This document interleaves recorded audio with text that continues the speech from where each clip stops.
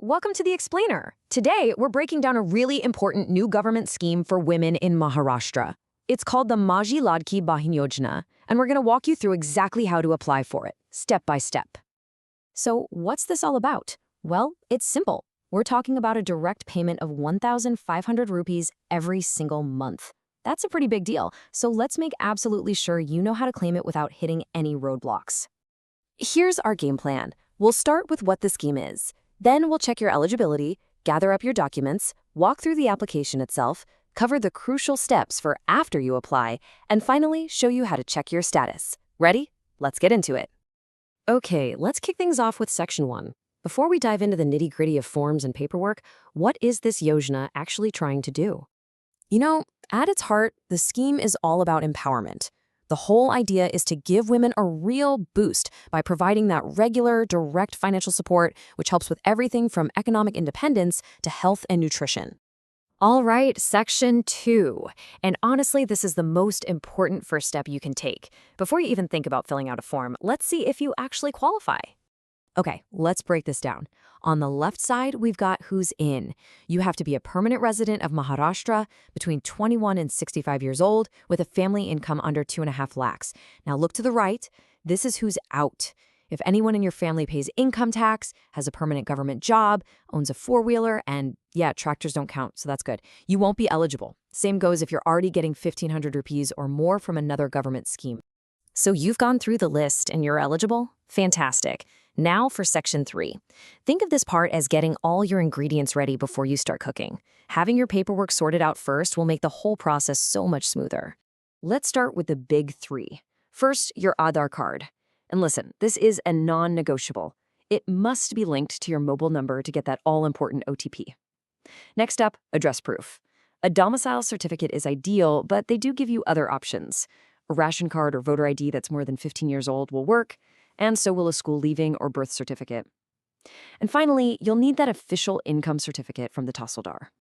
But wait, here's a fantastic little pro tip that could save you a whole lot of time. If you happen to have a yellow or an orange ration card, you get to skip that income certificate step completely. The government already considers your income verified. How great is that? Okay.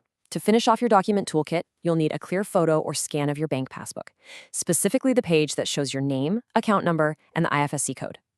You'll also need the Hami Potra, which is just an official self-declaration form you need to download, sign, and re-upload.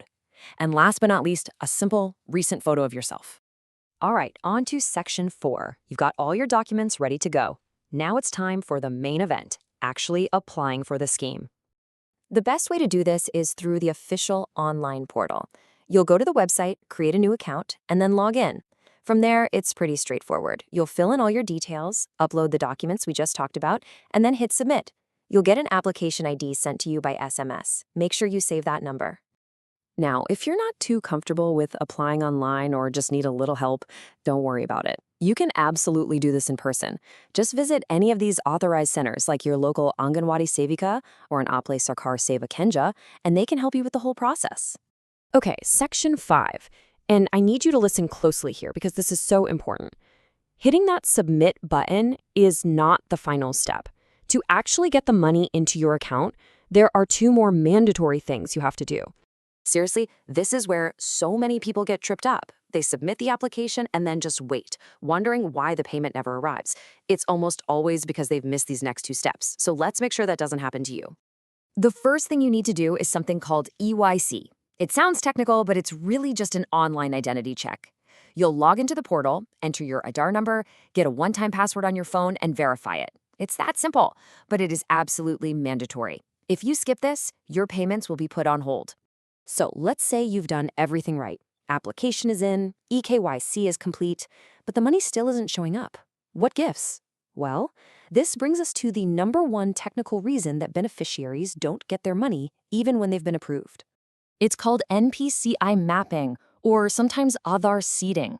And the key thing to know is that this is a totally separate process you have to do at your bank. Think of it this way. EKYC proves who you are.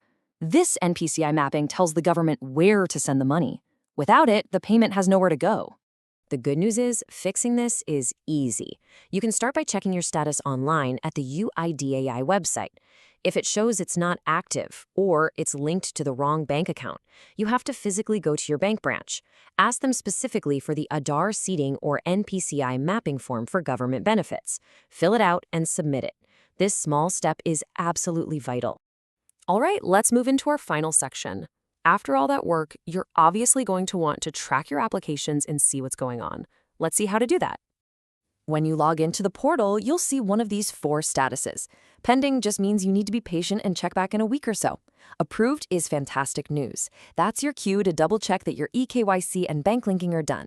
If you see rejected, don't panic. The system will tell you why. It's usually just a document error that you can fix and re-upload. And finally, dispersed. That means the money is on its way. If you don't see it in your account, what's the likely culprit? You guessed it, that NPCI mapping issue at your bank. So if you're going to remember just 3 things from all this, make it these. 1. Check your eligibility carefully before you do anything else. 2.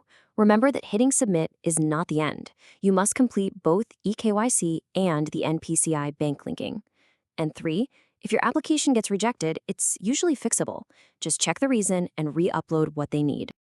And that's it. Following these steps will give you the best possible shot at a successful application. This scheme is here to help, and now you have all the knowledge you need to navigate the process with total confidence.